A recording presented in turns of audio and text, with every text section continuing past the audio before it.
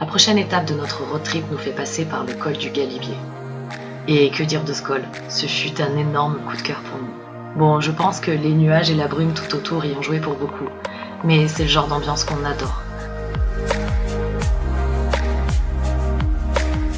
Peu importe la manière de franchir ce col, que ce soit à vélo, en moto ou en voiture. Oui, l'effort est bien différent, mais l'amour des belles routes est commun à nous tous.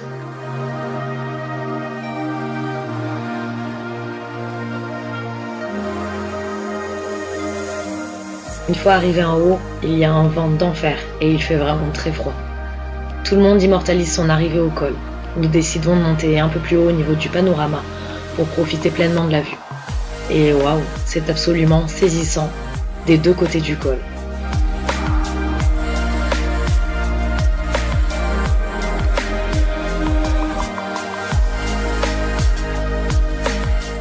Franchement, on est bien content d'être passé par là et c'est vraiment une très belle étape de ce road trip.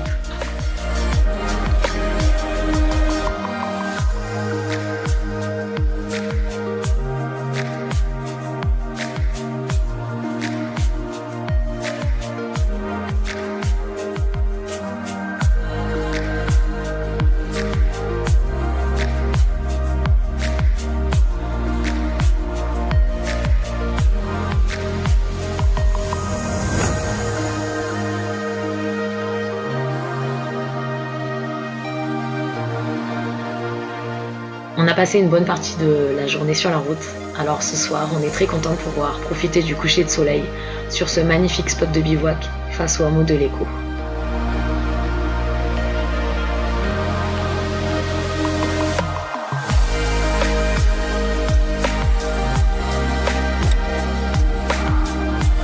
Le dodo du soir, il fait trop froid. Kofi est content, on dort avec lui. Ah oui, il est content. J'en profite pour vous dire aussi que pour chaque bivouac que vous faites, merci de respecter les lieux et de ne laisser aucun déchet sur place.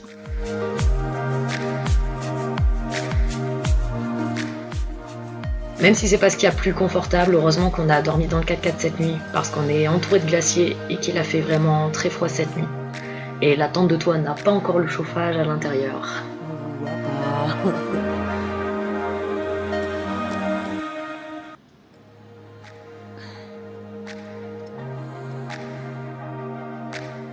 L'épais brouillard de ce matin se dissipe un peu. Nous décidons donc de faire la randonnée qui joint le hameau de l'Écho au village de Bonneval-sur-Arc. Le hameau de l'Écho est un tout petit village perché à 2000 mètres d'altitude. C'est un village plein de charme et d'authenticité.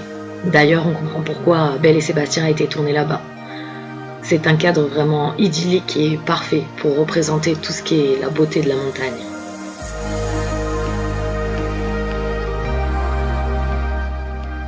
Après le hameau de l'Écho, le sentier des agneaux nous mène à la cascade du pont de la Lame. Cette cascade, c'est vraiment une pure pépite, une vraie merveille. Même si on n'a pas beaucoup de soleil aujourd'hui, les couleurs sont incroyables. C'est un lieu où on a apprécié se poser un petit moment pour profiter simplement du paysage qui est à tomber par terre.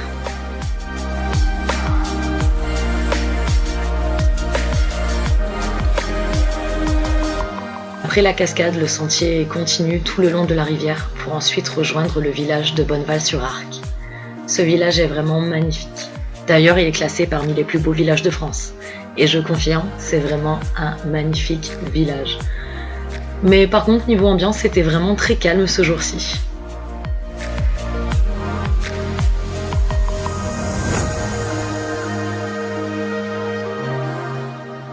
Pour l'ambiance, en fait, tout se passait sur le sentier qui rejoint les deux villages. C'était l'anniversaire du village de Bonneval-sur-Arc et à l'occasion, tout le village et les habitants faisaient la transhumance entre le hameau de l'Écho et Bonneval-sur-Arc.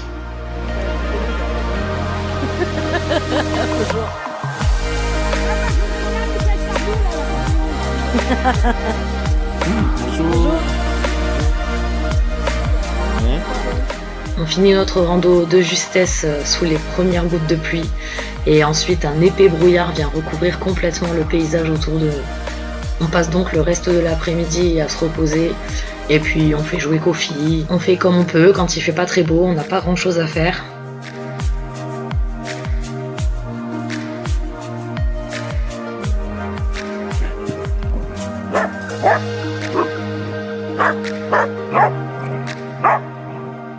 On n'a pas beaucoup filmé sur place, mais on a fait pas mal de photos. Donc comme d'habitude, je vous invite à aller faire un petit tour sur le site pour en savoir un petit peu plus sur cette rando, sur le road trip en lui-même et voir un peu nos photos.